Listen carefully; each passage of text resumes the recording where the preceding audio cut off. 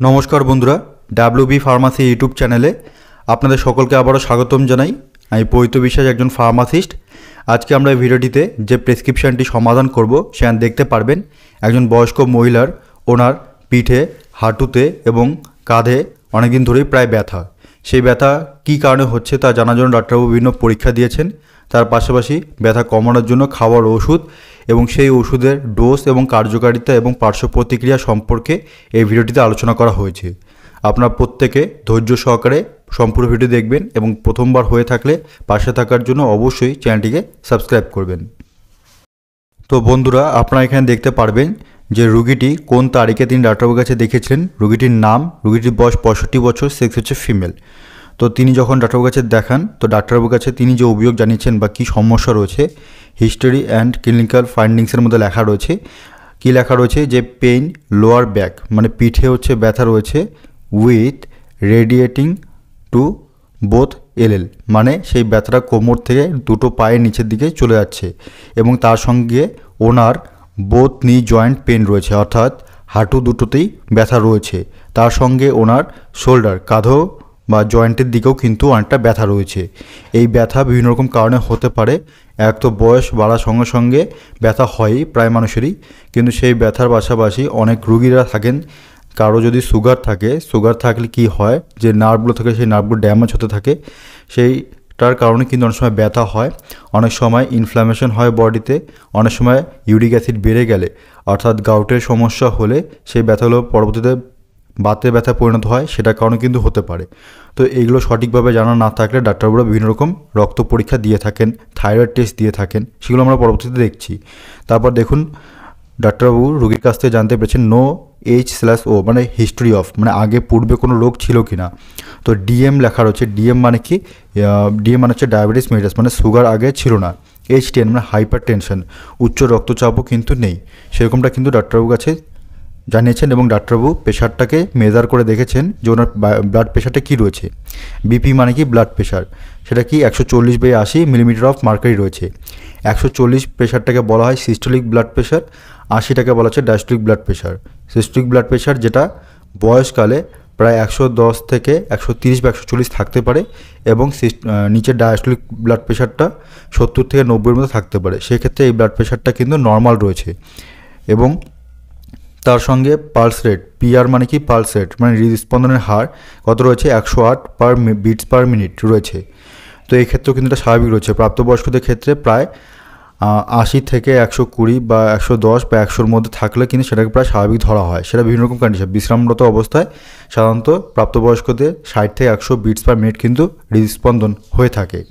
তারপর SpO2, saturation of oxygen level কতটা রয়েছে, অর্থাৎ ব্লাডের মধ্যে অক্সিজেন লেভেল 97% রয়েছে, প্রায় সেটা কিন্তু স্বাভাবিক রয়েছে। এছাড়া ডাক্তারবাবু আরও বিভিন্ন অবজারভেশন করেছেন, সেটা এখানে মেডিকেল টার্মে লেখা রয়েছে। তো আমরা মেনলি এখানে ওষুধ সম্পর্কে তথ্য আলোচনা করব। তো দেখুন বন্ধুরা, প্রথমে এখানে RX লেখা রয়েছে। RX কিন্তু একটা ল্যাটিন শব্দ। RX কথা ল্যাটিন যে শব্দ, এর মানে হচ্ছে রেসিপি। রেসিপি মানে কি? টু টেক, মানে নেওয়া। কী কী ওষুধ নেওয়ার পরামর্শ দিয়েছেন সেগুলো এখানে পরপর কিন্তু লেখা রয়েছে। তো ডাক্তারবাবু প্রথম যে ওষুধটা দিয়েছেন সেটা কি? Tablet PAN40। PAN40 ওষুধটা যে খাওয়ার নিয়ম দেখুন এখানে কি লেখা রয়েছে। একটি করে ট্যাবলেট BDAC প্রথম 2 সপ্তাহ। BDAC, BD মানে বিসিন ডাই আর AC মানে অ্যান্টিসাইবোস, দিনে 2বার করে খাবার আগে, সকালে একবার রাতে একবার। কীভাবে বলছি দেখুন, এখানে 1x1 লেখা রয়েছে, মানে সকালে একবার খাবে, দুপুরবেলা নেই, রাতে একটা করে খাবে, খাবার আধা ঘন্টা মোটামুটি আগে। তার 2 সপ্তাহ পর আবার একটা করে ট্যাবলেট শুধুমাত্র বাসি পেটে খেতে হবে। কীভাবে বলছি দেখুন, এখানে লেখা রয়েছে ODAC। OD মানে কি? ওমনিডাই, AC মানে অ্যান্টিসাইবোস, দিনে একবার করেই খাবার আগে, সেটা 2 সপ্তাহ খেতে হবে। তো সকালে একটা করে বাসি পেটে। তো এই PAN40 যে ওষুধটা বলছি, এটা অ্যালকেম ল্যাবরেটরিজ লিমিটেড কোম্পানির তৈরি। যে ওষুধটার মধ্যে কম্পোজিশন থাকে প্যান্টোপ্রাজল থাকে 40 মিলিগ্রাম। প্যান্টোপ্রাজল এই ওষুধটা কী করবে? পাকস্থলীর মধ্যে অ্যাসিডিটিটাকে কমাবে যদি এক্সেস পরিমাণে নিঃসরণ হয়, এবং অ্যাসিড সংক্রান্ত সমস্যাগুলো বা অন্যান্য ওষুধের সাইড এফেক্টস যেগুলো হয়, নৌসিয়া, ভমিটিং বা ইনডাইজেশনের ব্যাপার, সেগুলো কিন্তু কমাবে। এই প্রোটন পাম্প, মানে এই প্যান্টোপ্রাজলকে প্রোটন পাম্প ইনহিবিটর বলা হয়। এরা কি করবে? প্যারাইটাল সেল যে থাকে স্টোমাকের ভিতরে লেয়ারে, সেখানে হাইড্রোজেন আয়ন এবং পটাশিয়াম আয়ন ATPase পাম্পটাকে ইনহিবিট করবে, যার ফলে অ্যাসিড নিঃসরণ অত্যধিক মাত্রায় হবে না। এই প্যান্টোপ্রাজল ওষুধটার কিছু কমন সাইড এফেক্টস কিন্তু দেখা যায়। এটা মনে রাখবেন আপনারা প্রত্যেকেই, যে ডায়রিয়া হতে পারে, ফ্ল্যাটুলেন্স হতে পারে মানে গ্যাস হতে পারে, হেডেক মাথা ব্যথা হতে পারে, নৌসিয়া বমি ভাব হতে পারে, স্টোমাক মানে পেটে ব্যথা হতে পারে, অনেকের একটু হালকা বমি ভাব বা বমি হয়ে যেতে পারে, ঝিমঝিম ভাব হতে পারে। এই ধরনের সমস্যা কিন্তু কিছু কিছু রুগীদের ক্ষেত্রে দেখা যায়। তারপর দেখুন বন্ধুরা, ডাক্তারবাবু এখানে একটা ওষুধ দিয়েছেন ট্যাবলেট মায়োস্প্যাস, যে ওষুধটা খাওয়ার ডোজ বলেছেন 80 করে ট্যাবলেট বিডিপিসি। বিডিপিসি মানে দিনে 2 বার। দিনে 2 বার কখন সেটা দেখুন, সকালবেলা খেতে বারণ করেছেন, খেতে দিয়েছেন দুপুরবেলা এবং রাতে একটা করে, কন্টিনিউ 2 সপ্তাহ। বিডিপিসি মানে বিসিনডাই অ্যান্ড পিসি মানে পোস্ট, মানে দিনে 2 বার খাওয়ার পর। মায়োস্প্যাস যে ওষুধটার কথা বলছি এটা উইন মেডিকেয়ার প্রাইভেট লিমিটেড কোম্পানির তৈরি। যে ওষুধটার মধ্যে কম্পোজিশন থাকে দুটো, একটা থাকে প্যারাসিটামল থাকে 500 মিলিগ্রাম, আর একটা থাকে ক্লোরোজোক্সাজোন 250 মিলিগ্রাম। উভয় কম্পোজিশন একসঙ্গে হয়ে শরীরে যে ব্যথাটা হচ্ছিল কাঁধে, পায়ে বা কোমরে, এবং তার সঙ্গে মাসেল স্পাজমের কারণেও যদি ব্যথা হয় সেটাকেও কিন্তু কমাবে। কারণ প্যারাসিটামলকে আমরা কী বলি, অ্যানালজেসিক এবং অ্যান্টিপাইরেটিক ড্রাগ বলি। প্যারাসিটামলকে অনেক সময় কিন্তু অ্যাসিটামিনোফেনও কিন্তু বলা হয়। এই প্যারাসিটামল অ্যানালজেসিক মানে কি ব্যথা কমাবে, এবং অ্যান্টিবায়োটিক মানে যদি শরীরে একটা স্বাভাবিক তাপমাত্রা থাকে সেটা যদি বেড়ে যায়, অনেক সময় যেটাকে জ্বর আমরা লক্ষণ হিসেবে ধরি, সেই জ্বরটাও কিন্তু অনেকটা কম রাখে। এবং এর সঙ্গে যে প্রিপারেশন রয়েছে ক্লোরোজোক্সাজোন, এটা কি এক ধরনের মাসল রিল্যাক্সেন্ট ড্রাগ, যেটা আমাদের মস্তিষ্কের মধ্যে কেন্দ্রে স্পাইনাল কর্ডের মধ্যে কাজ করে। ব্যথাটা হয় ব্রেনের মধ্যে, ব্যথাটার যে সিগন্যাল পৌঁছায় সেটাকে কিন্তু রিলিভ করে, যার ফলে মাংসপেশিতে খিঁচুনি হয় না, যার ফলে ব্যথাও কিন্তু অনেকটা কম থাকে। এই ওষুধের কিছু কমন সাইড এফেক্টস থাকে। আপার স্টোমাকের মধ্যে অসুবিধা হয়, ডিজিনেস ঘুম ঘুম ভাব হয়, একটু দুর্বল লাগে, অনেকের ঘুম চলে আসে। তো এই ধরনের সমস্যা কিন্তু কিছু রুগীদের দেখা যায়। তারপর দেখুন বন্ধুরা, ডাক্তারবাবু এখানে আরেকটি ওষুধ দিয়েছেন, সেটা কি ট্যাবলেট ইটোভা ER 600 mg। যে ওষুধটা খাওয়ার ডোজ বলেছেন 80 করে ট্যাবলেট ওডিপিসি। ওডিপিসি কথার মানে কি, ওমনিডাই, পিসি মানে পোস্ট সাইবোস। দিনে একবার করে খাবার পর খেতে হবে, কন্টিনিউ 5 ডেজ। কিন্তু সেটা কখন, কোন সময়, সকালেও খেতে বারণ করেছেন, রাতে খেতে বারণ করেছেন, খেতে হবে দুপুরবেলা, অবশ্যই সেটা খাবার পর। এই ইটোভা ER 600 মিলিগ্রাম যে ওষুধটা বলছি, এটা কিন্তু ইপকা ল্যাবরেটরিজ লিমিটেড কোম্পানির তৈরি। ER যে লেখা রয়েছে এটা মানে হচ্ছে এক্সটেন্ড রিলিজ, মানে অনেকক্ষণ ধরে কাজ করবে। কিসের জন্য এটা দেওয়া হয়, এটা ব্যথানাশক ওষুধ হিসাবে দেওয়া হয়। এর মধ্যে কম্পোজিশন থাকে ইটোডোলাক 600 মিলিগ্রাম। ইটোডোলাক যে ওষুধটা বলছি, এটা ব্যথা কীরকম ব্যথা, যাদের অনেক দিন ধরে পুরনো ব্যথা থাকে, যাদের বাতের ব্যথা থাকে, সেক্ষেত্রেও কিন্তু অনেক সময় দেওয়া হয়। ইটোডোলাক এটা এক ধরনের non steroidal anti inflammatory drug, অর্থাৎ এরা কেমিক্যাল মেসেঞ্জারগুলোকে ব্লক করে দেয়, যে কেমিক্যাল মেসেঞ্জার রিলিজ হলে বডিতে ইনফ্ল্যামেশন বা পেন হয়। আসলে এটা কি করে, অ্যারকিডোনিক অ্যাসিড থেকে প্রোস্টাগ্ল্যান্ডিন সিক্রেশন হতে বাধা দেয়। কাদের বাধা দেয়, COX-1 অথবা COX-2 এদেরকে বাধা দেয়, সাইক্লোঅক্সিডেজ এনজাইমদের বাধা দেয়। Etodolac actually selective COX-2 inhibitor হিসেবে কাজ করে। এরা প্রোস্টাগ্ল্যান্ডিনের সিক্রেশন হতে দেবে না, যার ফলে অনেক সময় ব্যথাটা যে হয় সেই ব্যথাটাও কিন্তু হবে না। এটা কিন্তু আইবুপ্রোফেনের তুলনায় অনেকটা ভালো কাজ করে। এই ওষুধেরও কিছু কমন সাইড এফেক্টস দেখা যায়, যেমন vomiting, stomach pain, epigastric pain, এই ধরনের সমস্যা হতে পারে, বমি ভাব হতে পারে, বদহজম হতে পারে, ঘুম ঘুম ভাব হতে পারে, বা ঘুম চলে আসতে পারে। এই ধরনের কমন সাইড এফেক্টস কিন্তু দেখা যায়। তারপর দেখুন বন্ধুরা, ডাক্তারবাবু এখানে পরবর্তীতে যে ওষুধটা দিয়েছেন সেটা কি ট্যাবলেট, কি ওষুধ দিয়েছেন, প্রেলিন MNT। যে ওষুধটার খাওয়ার ডোজ বলেছেন, দেখুন কম্পোজিশনটার মধ্যে 75+10+1.5 আছে। কি রয়েছে সেটা বলছি, 3টে কম্বিনেশন কিন্তু রয়েছে। হাফ ট্যাবলেট, অর্ধেক করে ট্যাবলেট খেতে বলেছেন ODHS। ODHS কথা মানে কি, ওমনিডাই, দিনে একবার, HS মানে হোরাস ওমনি, মানে বেড টাইম, রাত্রেবেলা ঘুমানোর আগে, ঘুমানোর সময়, কন্টিনিউ 1 মান্থ, 1 মাস খাওয়ার পরামর্শ দিয়েছেন। এখানে সিম্বল দিয়ে দেখিয়ে দিয়েছেন ডাক্তারবাবু এখানে খুব সুন্দরভাবে।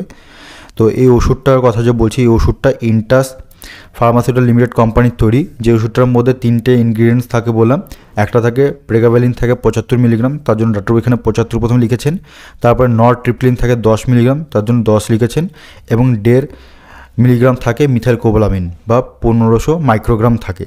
তো এই তিনটা কম্পোজিশন একসঙ্গে হয়ে যে শরীরের ব্যথাগুলো হয়, অনেক সময় বয়সকালে কী হয়, নিউরোপ্যাথিক পেইন হয়, নার্ভ সংক্রান্ত সমস্যার জন্য ব্যথা হয়, নার্ভ ড্যামেজ হয়ে যাওয়ার কারণে ব্যথাগুলো হয়। নার্ভ ড্যামেজ কিন্তু বিভিন্ন রকম কারণে হতে পারে, এক তো ডায়াবেটিসের কারণে, সুগার থাকলে হতে পারে, অথবা স্পাইনাল কার্ডের মধ্যে ইনজুরি হতে পারে, আরও বিভিন্ন কারণে কিন্তু হতে পারে। যার কারণে কী হয়, বেশিরভাগ ক্ষেত্রে মুড চেঞ্জেস হয়, কখনো ভালো লাগে কখনো খারাপ লাগে, ঘুমোতে অসুবিধা হয়, হাত পাগুলো রাত্রিবেলা সরসর করে, বিভিন্ন রকম অসুবিধা কিন্তু দেখা যায়।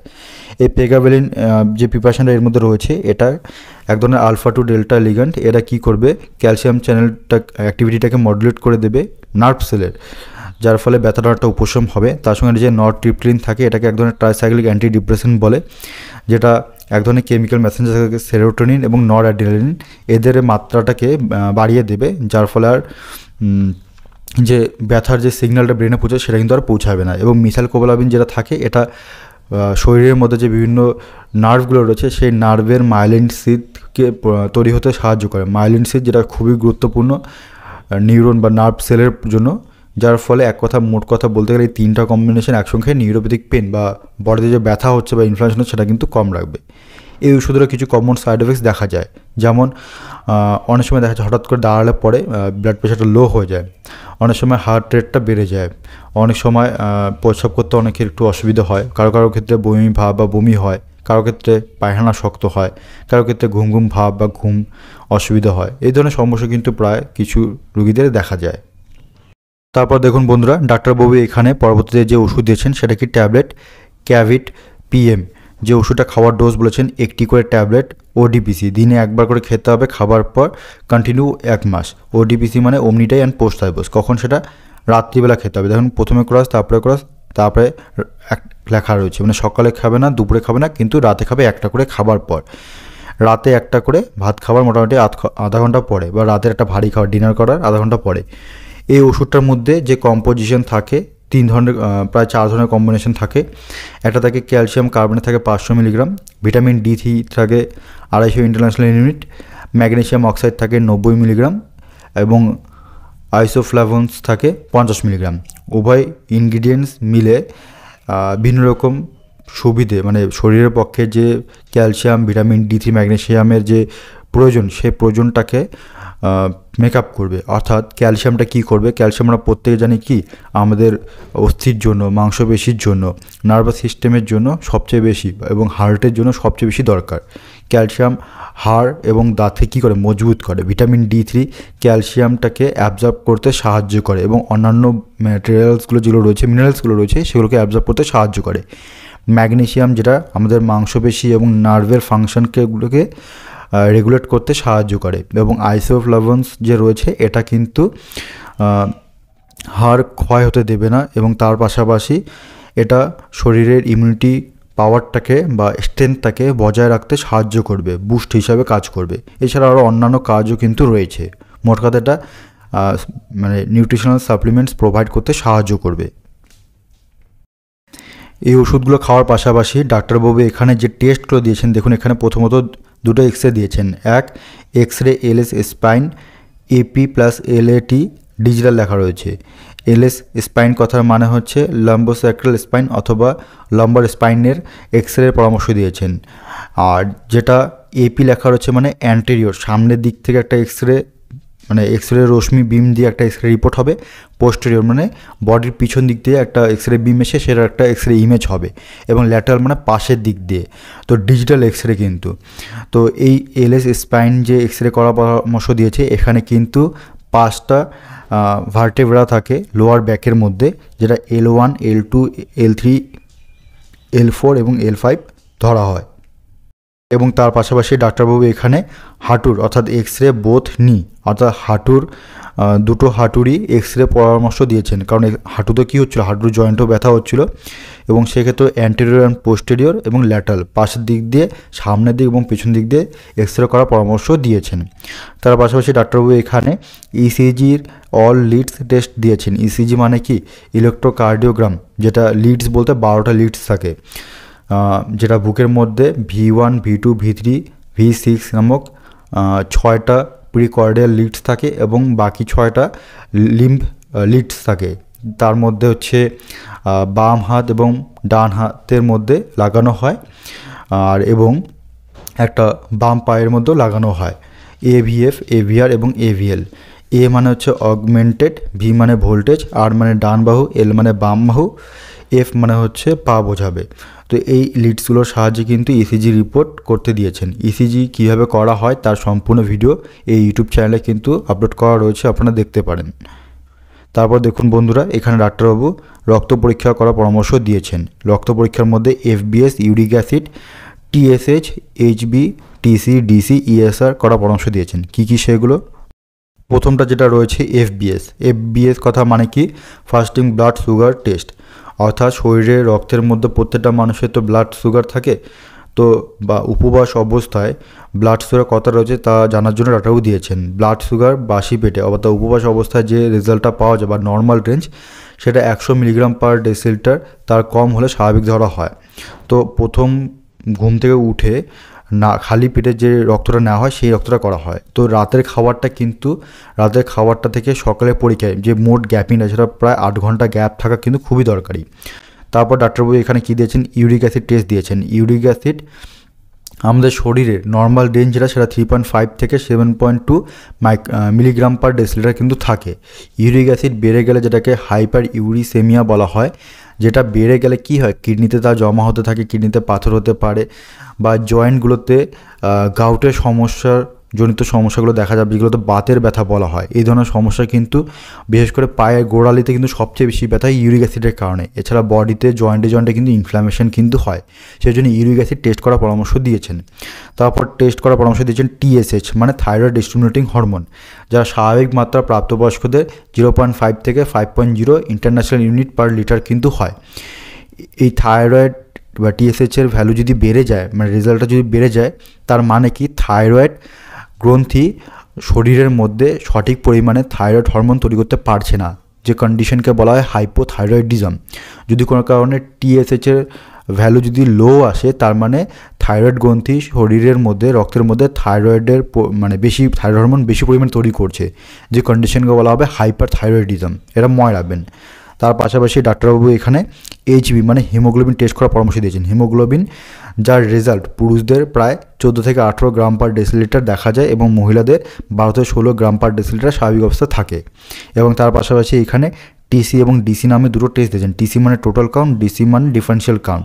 এই দুটো টেস্ট কিন্তু দিয়েছেন। এবং তার সঙ্গে এখানে কী দিয়েছেন, ESR মানে কি, এরিথ্রোসাইট সেডিমেন্টেশন রেট, অর্থাৎ একটা টেস্ট টিউব থাকবে, সেই টেস্ট টিউবের মধ্যে ব্লাড স্যাম্পেল রাখা হয়। ব্লাড স্যাম্পেলের মধ্যে দেখা হয় যে RBC রোহিত রক্তকণিকা কত তাড়াতাড়ি নিচে থিতিয়ে পড়ছে, সেই নিচে থিতিয়ে পড়ার ঘটনাকেই বলা হয় এরিথ্রো সেডিমেন্টেশন রেট।